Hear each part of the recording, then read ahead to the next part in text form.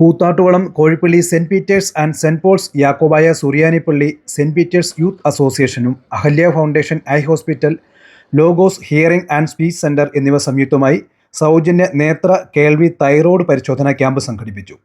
December 7 ഞായറാഴ്ച രാവിലെ 10:30 പള്ളിയങ്കണത്തിൽ നടന്ന camp reverend father Dain Mathew Perinchirayil ഉദ്ഘാടനം ചെയ്തു. ദൈവത്തിന് സ്തുതി.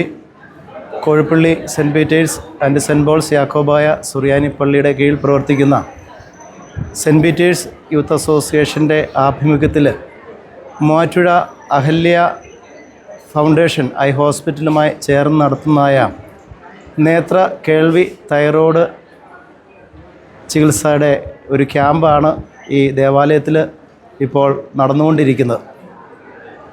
കെൻഫെ എന്ന നാമധേയത്തിൽ സെന്റ് പീറ്റേഴ്സ് യൂത്ത് അസോസിയേഷൻ അവർ 1 വർഷം നീണ്ടു നിൽക്കുന്നതായ വിവിധ ചാരിറ്റി പ്രവർത്തനങ്ങളും സഭയ്ക്കും സമൂഹത്തിനും ഏറെ പ്രയോജനകരമായ രീതിയിലുള്ളതായ ഓരോ പ്രവർത്തനങ്ങളും യൂത്ത് അസോസിയേഷൻ്റെ പ്രവർത്തകർ നടത്തുന്നതിൻ്റെ ഭാഗമായിട്ടാണ് ഇന്ന് ഇവിടെ ഈ ക്യാമ്പ് ക്രമീകരിച്ചിരിക്കുന്നത്.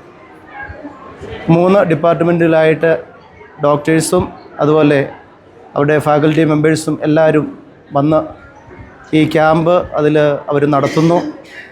ഇടവക ജനങ്ങളെ സംബന്ധിച്ചിടത്തോളം ഏറെ പ്രയോജനകരമായ ഒരു ക്യാമ്പാണ് ഇത്. വിശുദ്ധ കുർബാനയ്ക്ക് ശേഷം എല്ലാ അംഗങ്ങളും അതിൽ പങ്കെടുക്കുന്നു.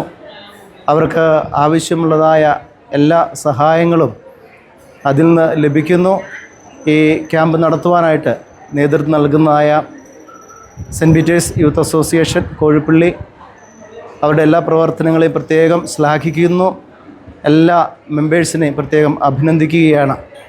അതോടൊപ്പം തന്നെ ഇതിന് എല്ലാവിധമായ സഹായങ്ങളും ചെയ്യുന്നതായ അഹല്യ ഫൗണ്ടേഷൻ്റെ പ്രവർത്തകരെയും നന്ദിയോടുകൂടി ഓർക്കുന്നു. എല്ലാവരെയും ദൈവസന്നിധിയിൽ സമർപ്പിച്ച് പ്രാർത്ഥിക്കുകയും ചെയ്യുകയാണ്. ക്യാമ്പിൽ പരിചയസമ്പന്നരായ വിദഗ്ധ ഡോക്ടർമാരുടെ സേവനം ലഭ്യമായി. തിമിര ശസ്ത്രക്രിയ മിതമായ നിരക്കിൽ ചെയ്യുന്നതിനുള്ള സൗകര്യം ക്യാമ്പിൽ ലഭ്യമാക്കി.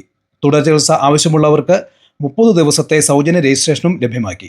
ക്യാമ്പിന് യൂത്ത് അസോസിയേഷൻ ഭാരവാഹികളായ നിധിൻ നബി, ജെയിൻ കെ ജോൺ, ജിനോ ജിജി, അനൂപ് രാജു, അൻലിയ ബിനോ തുടങ്ങിയവർ നേതൃത്വം നൽകി.